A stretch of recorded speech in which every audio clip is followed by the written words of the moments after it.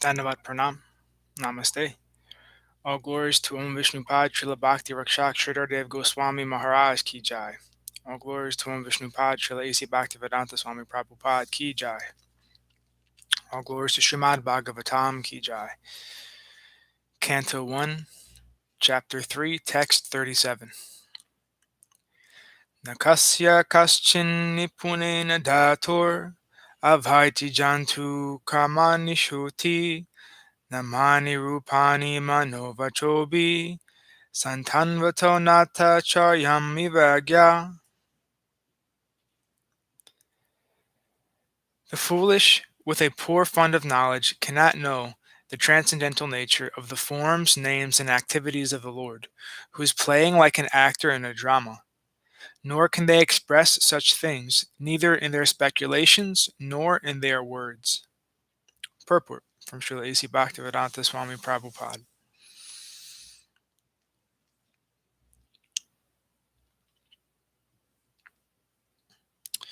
No one can properly describe the transcendental nature of the Absolute Truth.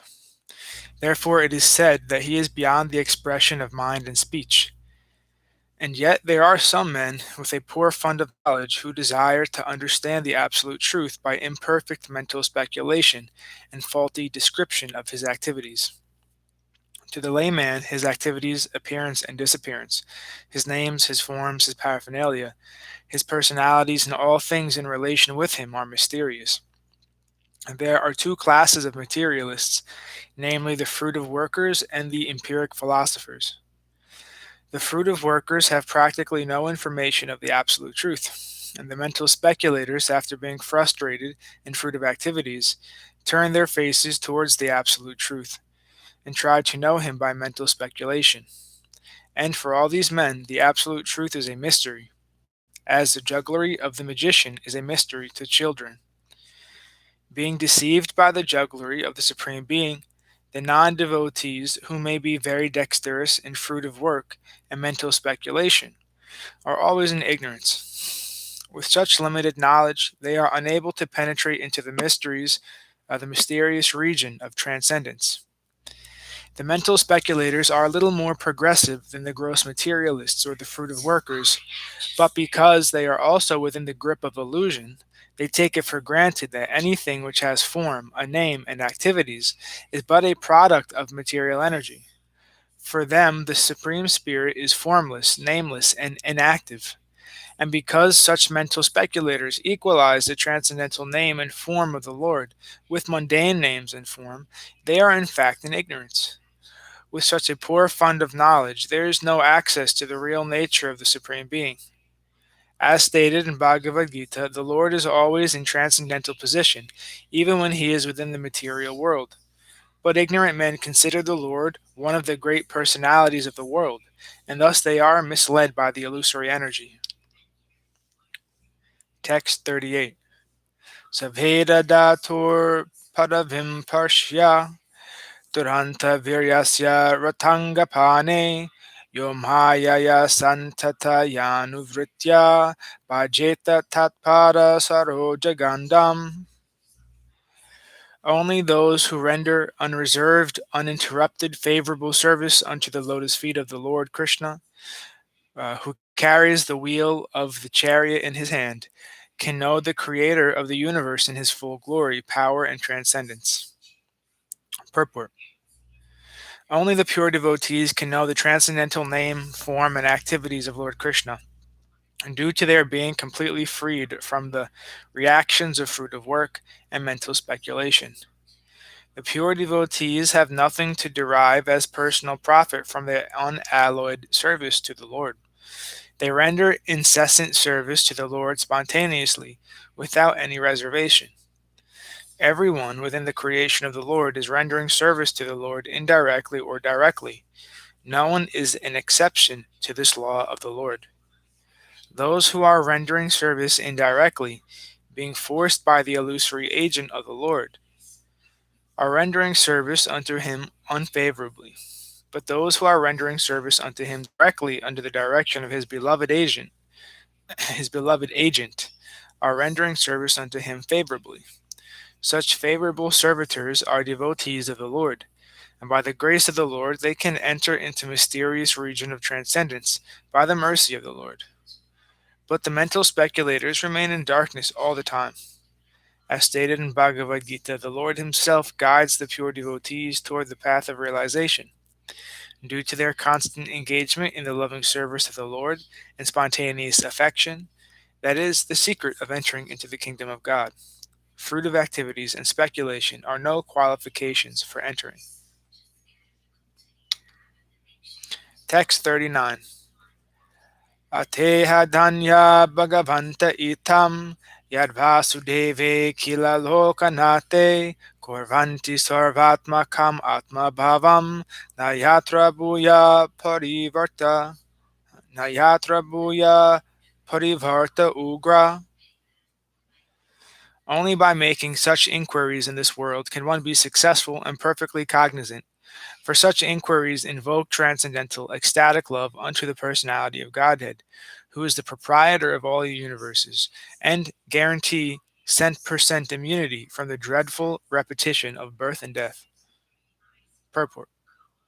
The inquiries of the sages, headed by Sanaka, are herewith praised by Sutta Goswami on the merit of their transcendental nature. As already concluded, only the devotees of the Lord can know him to a considerable extent, and no one else can know him at all. So the devotees are perfectly cognizant of all spiritual knowledge. The personality of Godhead is the last word in the absolute truth. Impersonal Brahman and localized Paramatma or Supersoul are included in the knowledge of the personality of Godhead. So one who knows the personality of Godhead can automatically know all about him, his multipotencies, his expansions. So the devotees are congratulated as being all successful. A cent% devotee of the Lord is immune to the dreadful material miseries of repeated birth and death. Text 40.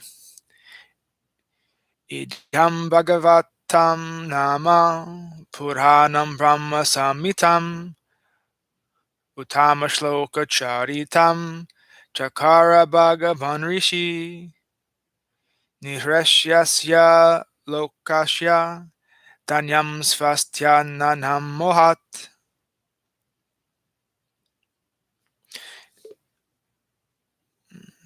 The Śrīmad-Bhāgavatam is the literary incarnation of God, and it is compiled by Srila Vyasadeva, the incarnation of God.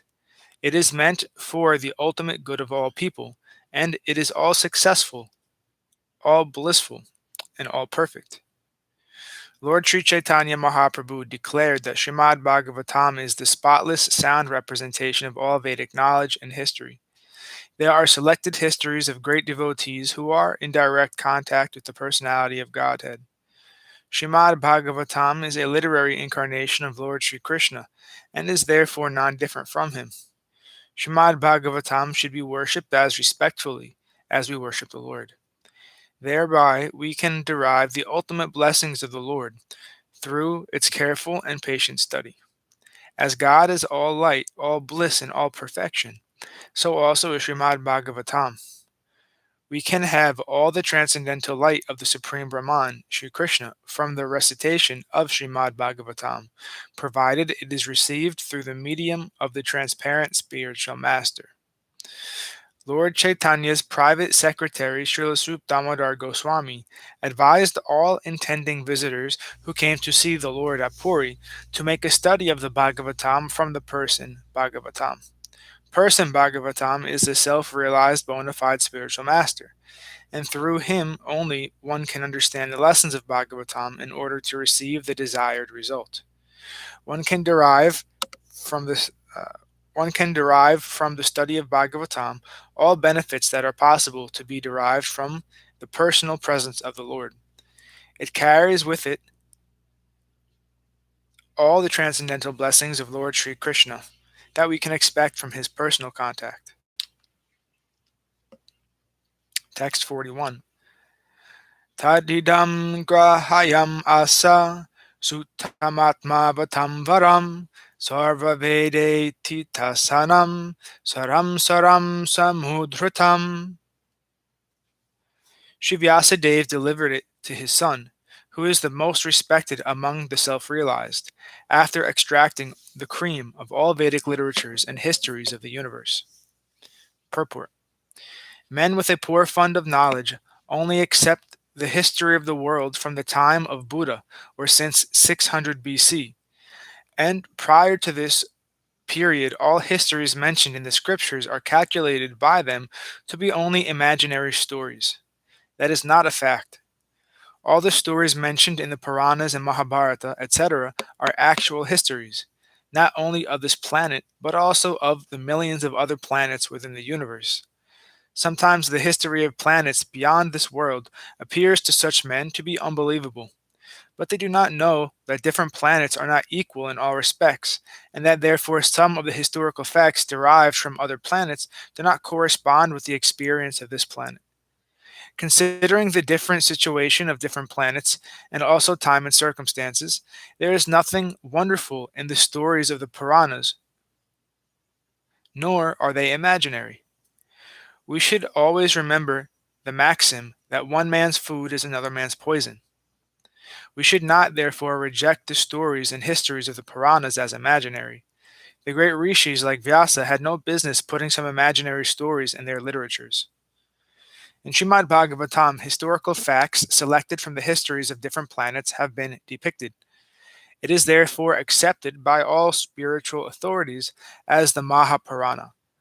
The special significance of these histories is that they are all connected with the activities of the Lord in a different time and atmosphere. Srila Sukadeva Goswami is the topmost personality of all the self-realized souls, and he accepted this as the subject of studies from his father, Vyasadeva.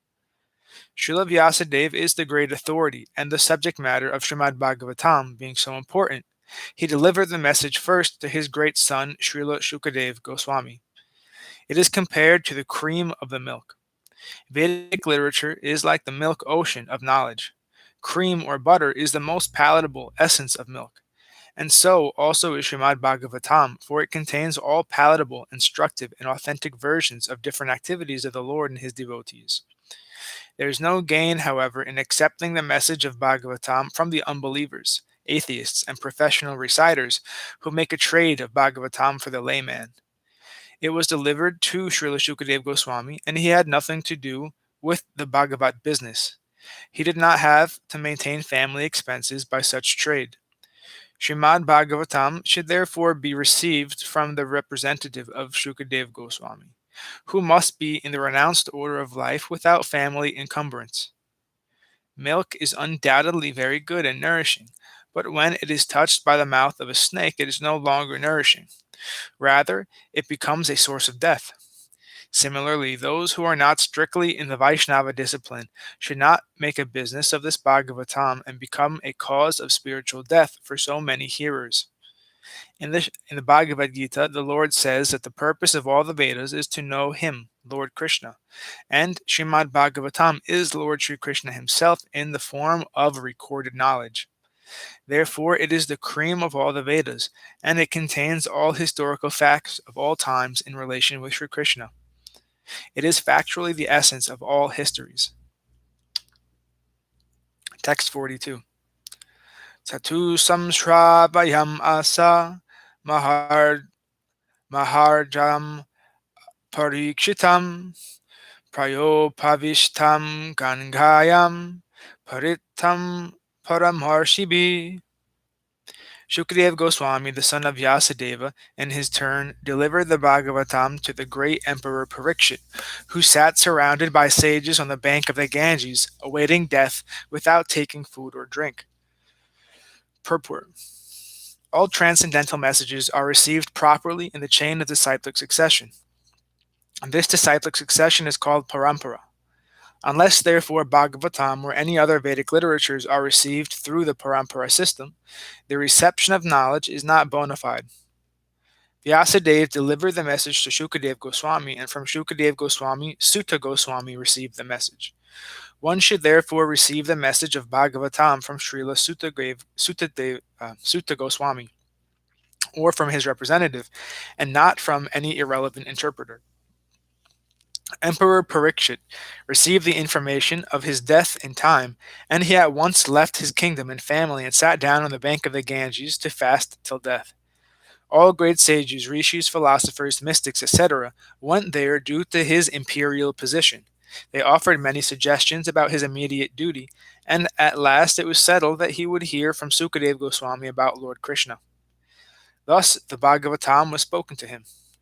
Shripad Shankaracharya, who preached Mayavad philosophy and stressed the impersonal feature of the Absolute, also recommended that one must take shelter at the lotus feet of Lord Sri Krishna, for there is no hope of gain from debating. Indirectly, Sripad Shankaracharya admitted that what he had preached in the flowery grammatical interpretations of the Vedanta Sutra cannot help one at the time of death. At the critical hour of death, one must recite the name of Govinda. This is the recommendation of all great transcendentalists. Shukadeva Goswami had long ago stated the same truth, that at the end one must remember Narayana. This is the essence of all spiritual activities. In pursuance of this eternal truth, Śrīmad-Bhāgavatam was heard by Emperor Parikshit, and it was recited by the able Shukadeva Goswami. And both the speaker and the receiver of the messages of Bhagavatam were duly delivered by the same medium. Thus ends our reading for today. We'll continue with text 43 on Wednesday. All glories to Om Vishnupad Srila Bhakti Nirmala Acharya Maharaj Ki Jai. All glories to Om Vishnupad Shripad Bhakti Madhava Puri Maharaj Ki Jai. All glories to our Rupa Nuga Guru Varga Ki Jai. All glories to the assembled devotees. All glories to the worldwide devotees. Bhakti Vrinda Ki Jai. All glories to Shripad Bhakti Niskam Shanta Maharaj Ki Jai. All glories to Shripad Bhakti Vigyan Muni Maharaj Ki Jai. All glories to Giri Govardhan, Gupta Govardhan Dham Ki Jai. All glories to Vrindavan Dham Ki Jai. All glories to Navadut Dham Ki Jai. All glories to Tulsi Devi Ki Jai. Nitai Gora Hari Hari Bol.